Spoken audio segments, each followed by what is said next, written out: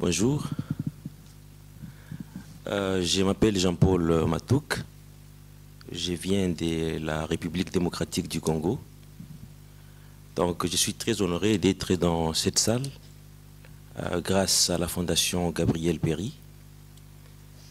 Je vais mon exposé d'abord très court, mais je voudrais les commencer avec 2 ou 3 petites anecdotes. Quand j'avais 10 à 15 ans,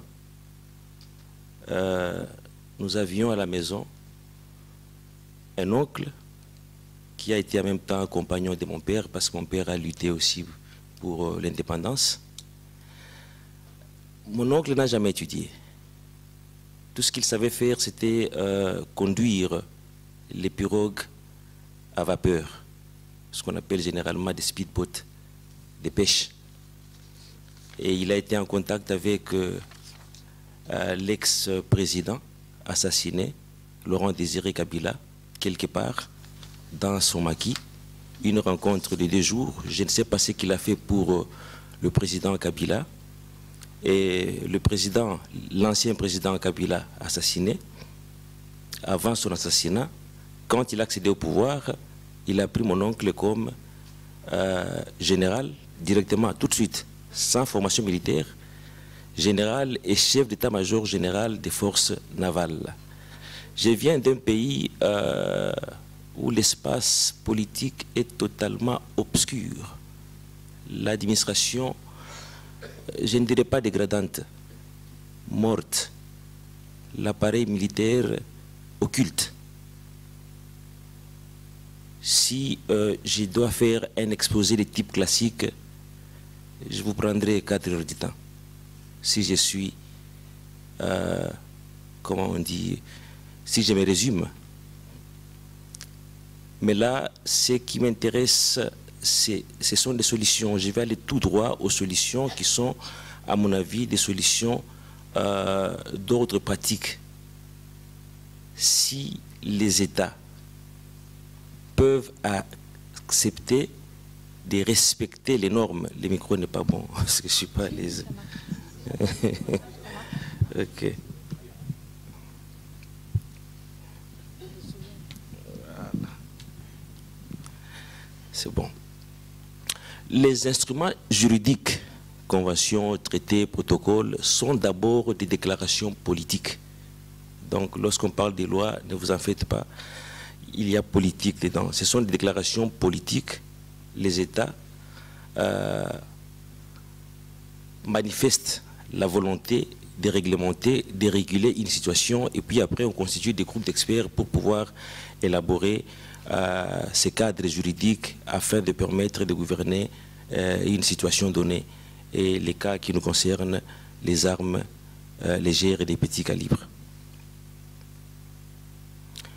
L'intitulé de mon exposé, c'est « Instruments juridiques applicables en matière de contrôle des armes légères et des petits calibres, ALPC en sigle, applicables à la RDC, mais alors comme outil pour la bonne gouvernance en matière de lutte contre la militarisation et les désarmements ». Avant de venir ici, 2 mois avant, j'ai fait une petite enquête. C'est ce que j'ai fait généralement lorsque je suis invité dans une conférence. Nous avons un groupe appelé, dans ma langue au Congo, Bofongolamiso, qui signifie « ouvrez l'œil », pour savoir qu'est-ce que les Congolais voudraient que je puisse dire au cours de cette conférence. Et j'ai résumé les résultats de mon enquête en 2 mots. Kabila dégage. Kabila, c'est le président de la République démocratique du Congo, un dictateur véreux. Et je suis désolé de le dire en des termes aussi peu courtois, mais je suis personnellement, ma famille et même la nation congolaise en général, victime de ces systèmes qui... vous avez affaire à un président qui est d'une incompétence qui dépasse toutes les normes qu'on connaît en matière d'incompétence. Bon, je vais aborder chapitre par chapitre, mais avec quelques petites explications, tout en conservant l'intensité des temps qui m'a été imparti.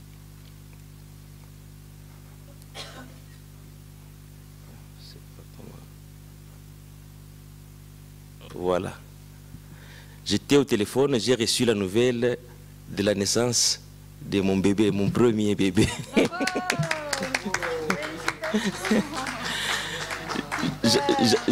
J'avais tellement comment on appelle, j'avais des petites notes avant d'entamer, alors tout d'un coup, juste 10 minutes avant mon intervention, donc je suis très heureux et un peu dans l'émotion. Sinon, j'ai une façon de faire mes exposés. Bon, instrument juridique. Bon, la RDC, parce qu'il faut que je parle de la RDC. Avant de venir ici, j'ai eu quelques notes spontanées. Une autre qui disait, dans ma langue aussi, Ambia Bazungu Baturumie. Donc dites aux Blancs de nous pardonner, il ne s'agit pas de vous. Donc on parle des responsables occidentaux ou les chancelleries qui servent des couloirs de financement des multinationales. Parce que le président Kabila fait tout ce qu'il fait, mais avec la bénédiction de certains gouvernements, pas seulement occidentaux, mais aussi des pays voisins comme le Rwanda. Donc je dénonce ici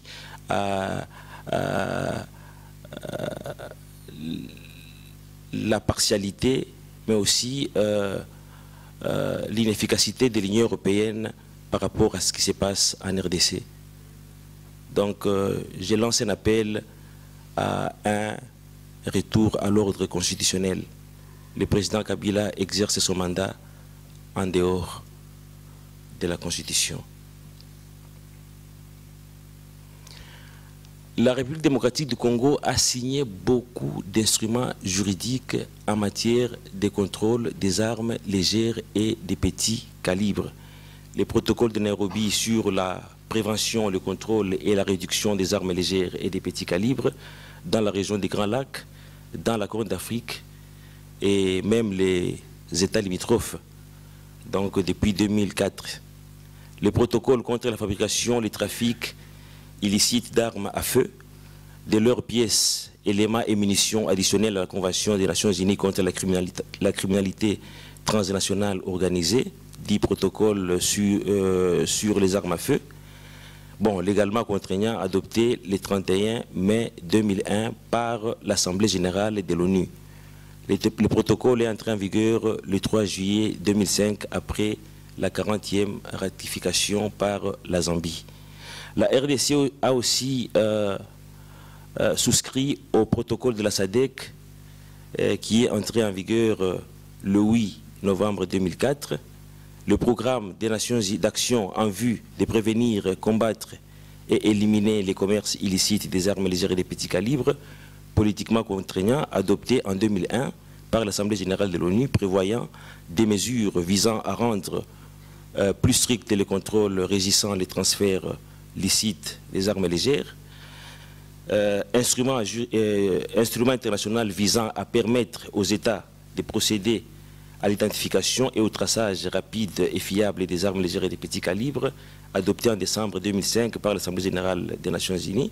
Il y a aussi la Convention sur les armes ou bombes, comme vous l'avez dit, à sous-munitions, entrée en vigueur, je crois, le 1er août 2010, et la Convention de Kinshasa sur les armes légères. Convention de Kinshasa, c'est une convention pour l'Afrique centrale, mais qui a été adoptée à Kinshasa. Voilà pourquoi elle a été nommée Convention de Kinshasa. En fait, c'est la convention de l'Afrique centrale pour le contrôle des armes légères et des petits calibres, leurs munitions et toutes pièces pouvant servir à leur fabrication, assemblage et réparation.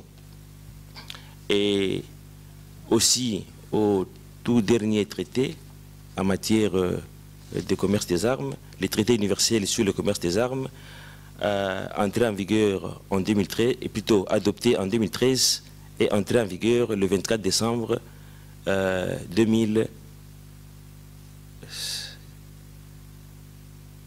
de la même année, je crois. Bon, vous avez une surenchère de littérature juridique autour des mêmes dossiers, les armes légères et des petits calibres.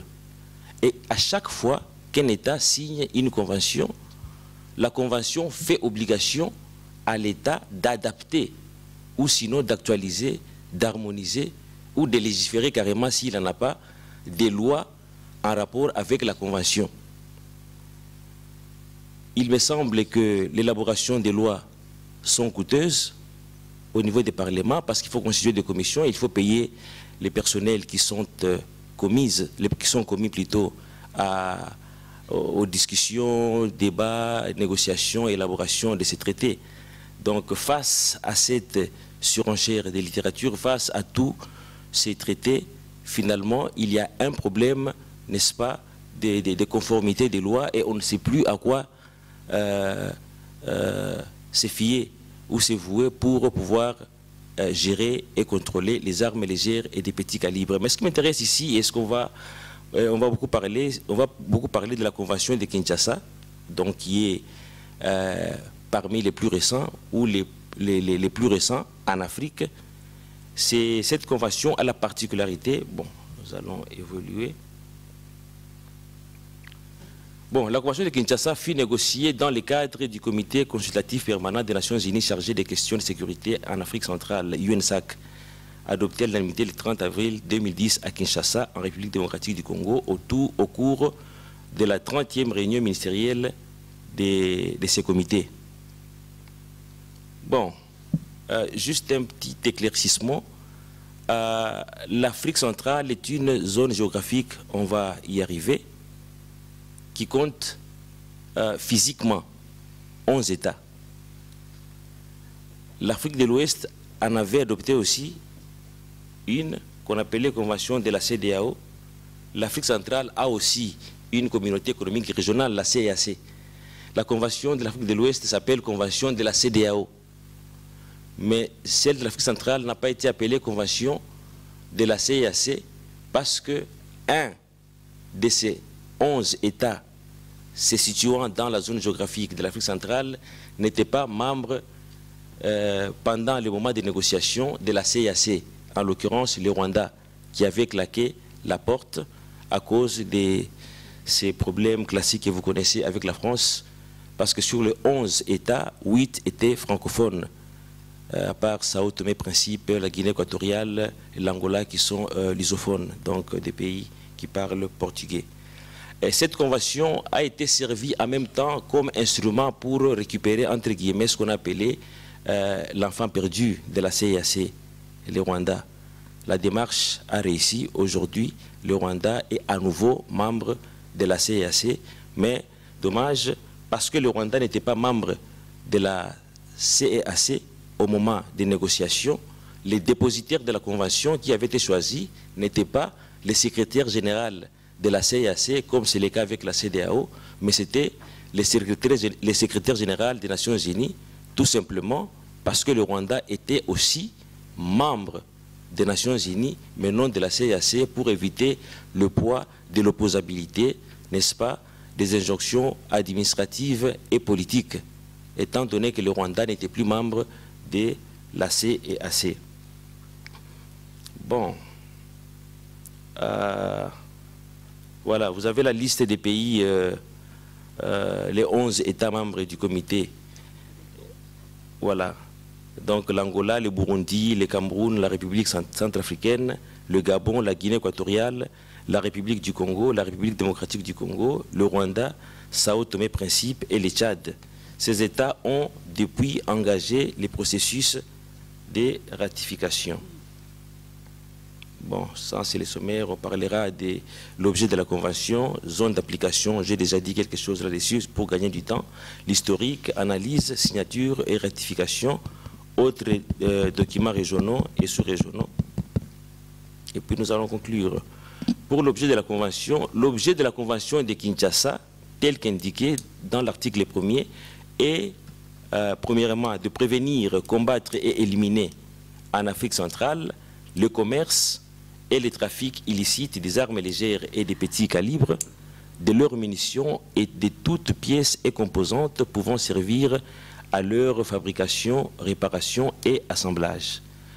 Les deux Cher objectifs... Jean-Paul, je crois qu'on est en train de dépasser un petit peu le temps, parce qu'on ne va pas rester... on ne va pas arriver à rester dans... Il y a encore un autre intervenant. D'accord. Donc, on peut laisser, peut-être il y aura des questions qui permettront de revenir sur tous les sujets que vous avez évoqués.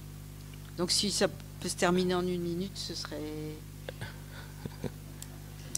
ce serait bien pour pouvoir laisser la parole à notre quatrième intervenante. Ok, c'est bon, mais je n'ai même pas encore fait la moitié des temps que les autres. Bon, justement, parce que j'étais en train d'évoquer les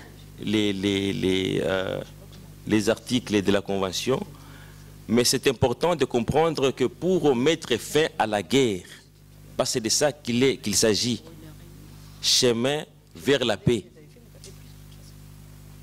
Pour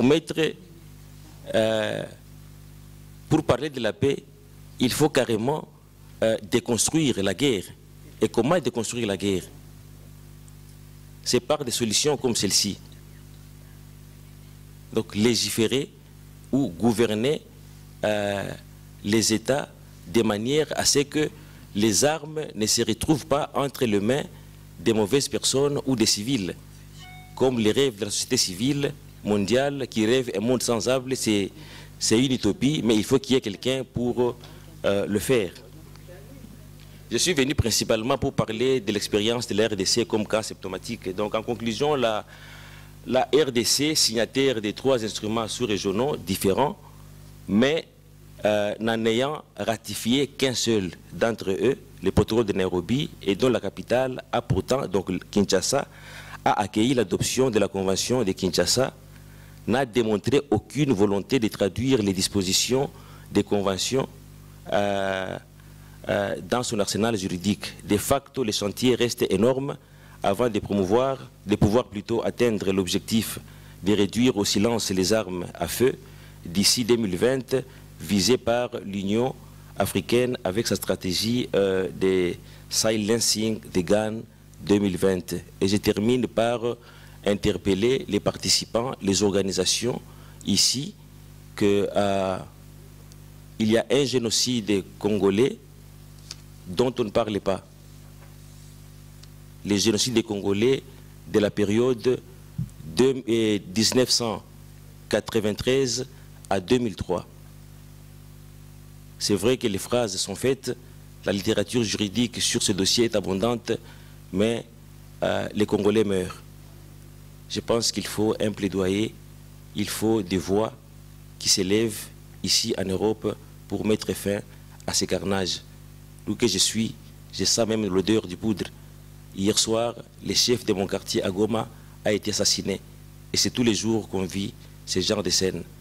Donc j'interpelle les organisations de la société civile ici présentes, les acteurs de la paix, de pouvoir vraiment veiller à ce que des actions concrètes soient prises en faveur de la RDC pour que le pays sorte de ces bourbiers avec plus de 109 millions d'hectares de forêts, soit le 2e massif forestier mondial. Le Congo devait être parmi les grands décideurs des équilibres des écosystèmes. Et il me semble même que le Congo pourrait être un jour, c'est une information à vérifier, une réserve mondiale en eau potable à cause, c'est un scandale hydrographique. Étudiez le Congo et vous comprendrez que peut-être que l'avenir pourra se jouer dans cette zone. La Belgique a été construite grâce au Congo. Pas seulement la Belgique, les smartphones que nous utilisons ici, c'est grâce aux minéraux de la RDC. Et ces discours devaient au contraire être très intéressants si on m'avait laissé terminer à l'exploiter. Je vous remercie. Merci Jean-Paul. Je crois que...